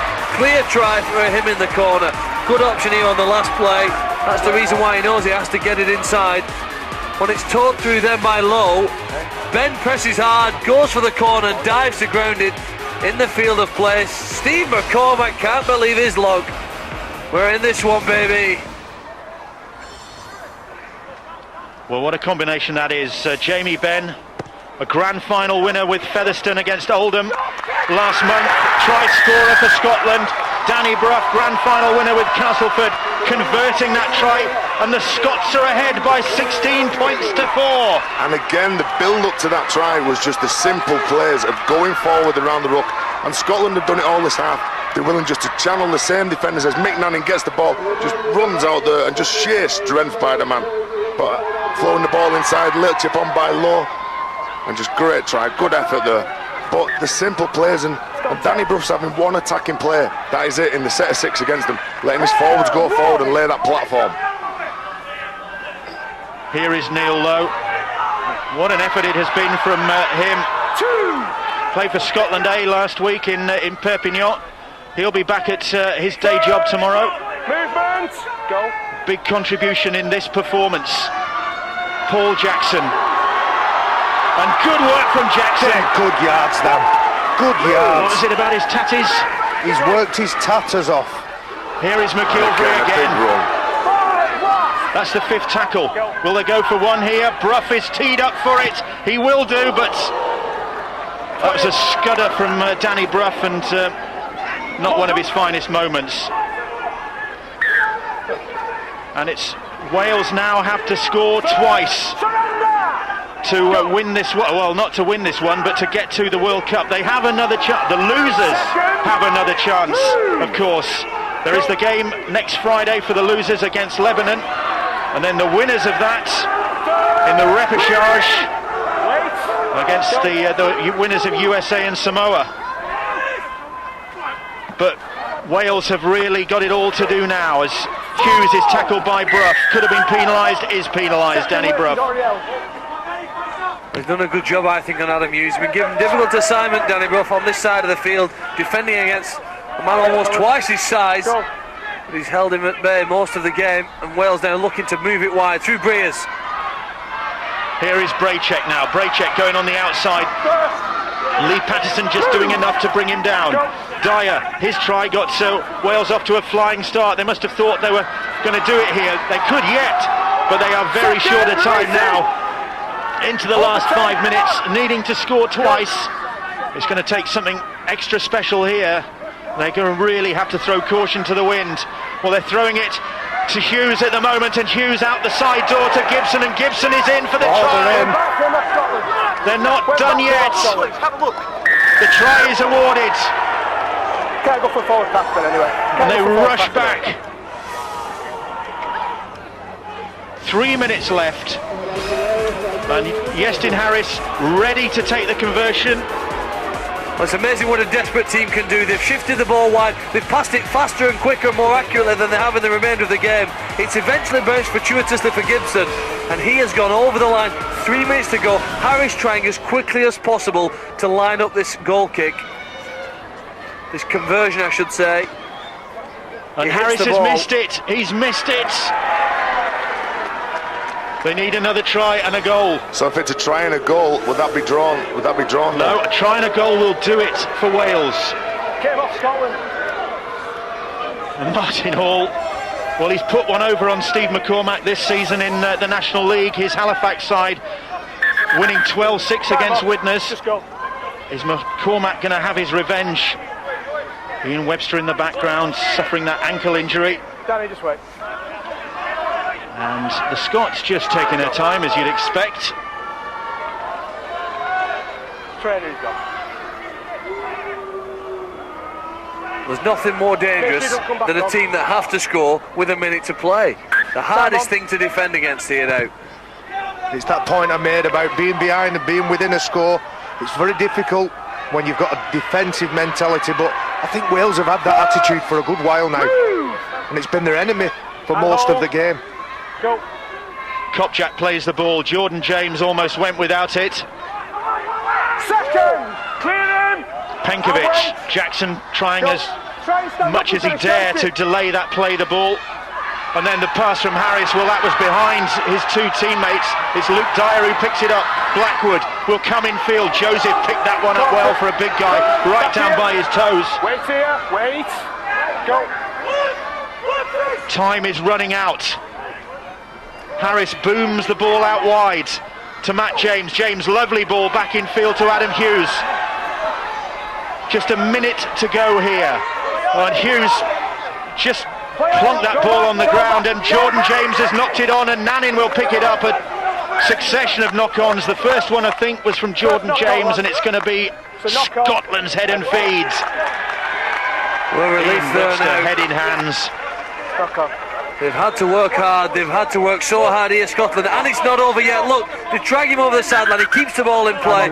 Gibson then loses it, James loses it forward, Nanning can't pick it up. Heat of the battle.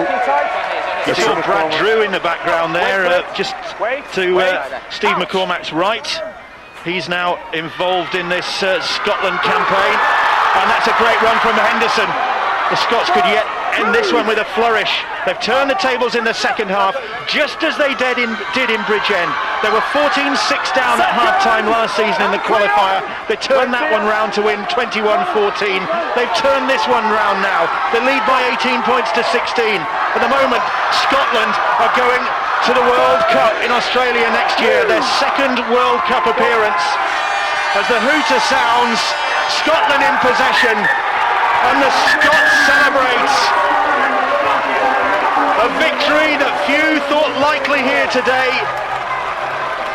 Martin Hall and his Welsh side dejected. They will get another chance.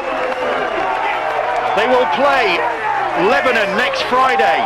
The winners of that will then play the winners of USA against Samoa the following Wednesday. But here, it's the Scots who are celebrating. They are going to the World Cup, and what a week it has been for Steve McCormack. His club witness rescued from administration. He gets his job back. Now he's going to the World Cup. Steve, have you ever been so delighted to lose a match? I never thought of it that way, to be honest. I mean, it was all about obviously getting through to the World Cup, and what these players did in Wales last year was fantastic, and I'm delighted for everybody concerned with Scotland Rugby League, because I think everybody outside the camp didn't expect us to win this game or lose the game and go through. So for Scotland Rugby League, fantastic. That's right, at 14-4 down at half-time, you had a mountain to climb. Hugely important try from Benfica in the second half. Was that a turning point, perhaps? Yeah, it was, but even with that score at half-time, everybody still had full belief. The one thing about this team is the camaraderie and the spirit and the effort which these players put in, and they have done for the last 3 or 4 years, is unbelievable. And there's a never-say-die attitude in the camp, and I think we had to show that to win the game. Maybe on paper you'd say that Wales maybe had some of the bigger names, but the performance of Danny Brough as well to direct the team around the park, that was another huge facet in that performance and that victory. Yeah, but Danny will be the first to say that. He can't do it without the help of not only the 17 but the rest of the squad and the rest of the coaching staff and the backroom staff, and that's the strength of this team, is the camaraderie, as I said before. But Danny's been fantastic. He's been fantastic all year, and he's been an enemy of mine, obviously with the Castleford and the Widnes situation, but today he showed what kind of player he is. Congratulations, Steve, well done. Next to you, Mick Nanning, the man of the match today. And Mick, you go into the World Cup, how do you feel? Oh, it's absolutely awesome. It's it's a dream come true, really. No one gives a chance before today, and we've come out and we knew we could do it, and we've gone out and done it. But Wales made it incredibly tough for you, obviously down at half-time. They had the perfect start in the first half as well. What was Steve saying in the dressing room? Obviously you still felt that you could get back, and you've not won the game, but get the result that you needed. Yeah, definitely. I mean, we just said at half-time, let's get our composure out. We didn't have a lot of ball. We killed ourselves with penalties and mistakes in the first half. And the second half, we've just come up trumps. We've got a bit of ball, a bit of possession. And, we've got over for a couple of tries. Yeah, we've not won the game, but like you said, we've got the result we needed. And 7 points we had start, and that's good enough for us. Congratulations, mate. Well done. You're the man of the match. Yeah, he's man of the match, and I've never seen a defeat celebrated more vigorously than the Scots are celebrating right now. Just look at them. You think that they've won the World Cup. Well, they haven't. They've lost this match, but they have qualified for the World Cup finals. Scotland will be going to Australia at the end of next year, because they have been beaten by Wales 18 points to 16, but crucially Wales had to win by 8 or more to qualify. They are level on points, but as you can see, it is just 5 points scored on the field of play in 2 matches that mean that Scotland go through to the World Cup finals. But Wales, they do live to fight another day. They will be at Widnes next Friday in the double-header. They'll play Lebanon right after the Samoans have taken on the US of A. We have 9 nations safely through to the World Cup finals in Australia in 2008. Scotland are the 9th. Who will be the 10th? That's a matter of discussion maybe for the back end of the week. Right now, it's Scotland's day, Phil Clark.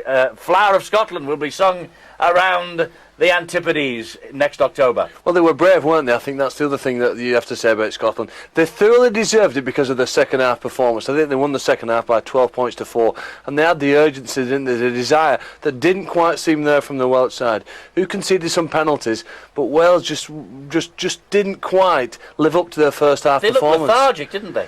They did seem flat in the second period, particularly, didn't they? And then when things seemed to go against them, that must have drained their energy. But Scotland, through Brough and several other players, Henderson in the middle, looked like a dangerous side, and I thought thoroughly deserved to win. Let's have a quick word with the Welsh coach, Martin Hall. He'll know it's all not over yet. They go forward to Widnes on Friday. He's with Ben. Martin, obviously another chance to get to the World Cup, but obviously disappointed today. Did you feel at 14-4 at half-time that maybe the game was half won? Yeah, we had some opportunities in the second half, we didn't take them. So because of that, we're not there at the moment, but we've got Lebanon on Friday. And that's why you lost the game, because you had the chance. It wasn't a case of not being able to create the opportunities, it was just not being clinical in that final 20-metre area. Yeah, we had plenty of opportunities, we didn't take them, as you've said, and we come up with some unforced errors when we had the ball in our own quarter, so a couple of things that didn't help us today. But of course another route to that World Cup, obviously not the route you would have chosen, but you'll come back stronger and carry on in your qualification campaign. Yeah, we've got to regroup now after the game and take the next game on Friday. And, we've got to get ready for that game now. So. Thanks very much, Martin. And it'll be tough for the Welsh, there's no doubt about it. But the Scots are there, and they will be playing in the World Cup finals in Australia in 2008. Wales might yet join them, it all depends. But let's just round up the way it now looks, and that's Pool A. Australia, New Zealand, England and Papua New Guinea. 3 of those 4 will get through to the semi-finals. The other semi-finalists will come from Pool B, France, Fiji and Scotland. And Pool C will be Tonga, Ireland and the repechage winners. The repechage begins this weekend.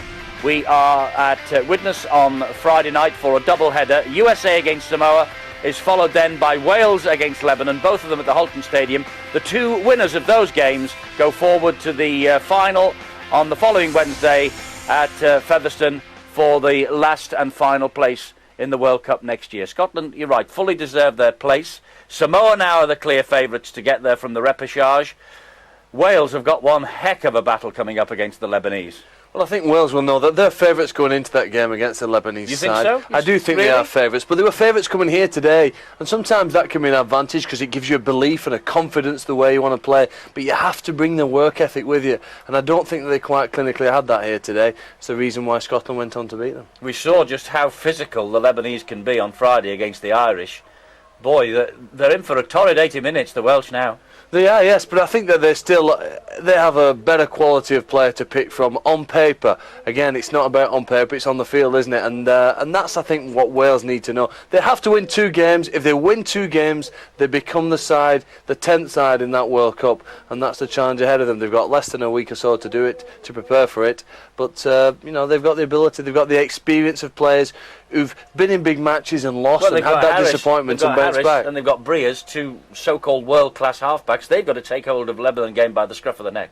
I think they've got that. At times they were so strong in the defence in the middle of the field, wrestling the Scottish players, controlling that ruck area, but then there were momentary lapses in concentration and it cost them the game. Fantastic night, afternoon, day, whatever you like, for the Scots here. They are through to the World Cup finals, and on Friday we will see who gets through to the repechage final. USA take on Samoa, Wales take on Lebanon. It's a double-header on Sky Sports Extra on Friday. It begins at 5:30. 5:30 Friday night. USA first, Wales, Lebanon is the second game. Then on Saturday, can Great Britain make it 3-0 against the Kiwis? It's the third test at 5:30 on Sky Sports 3 and available in high definition via the red button as well. There we go. That's the World Cup almost sorted. One more place to go. You'll find out who goes there with us. Bye-bye.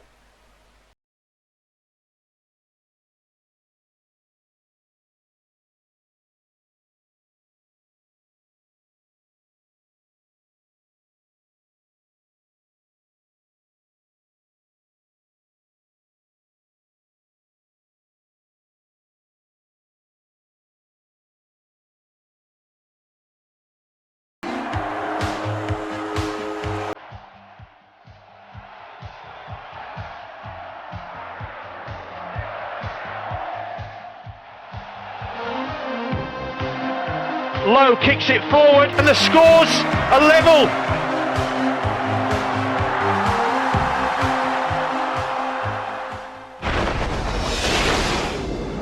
More sport.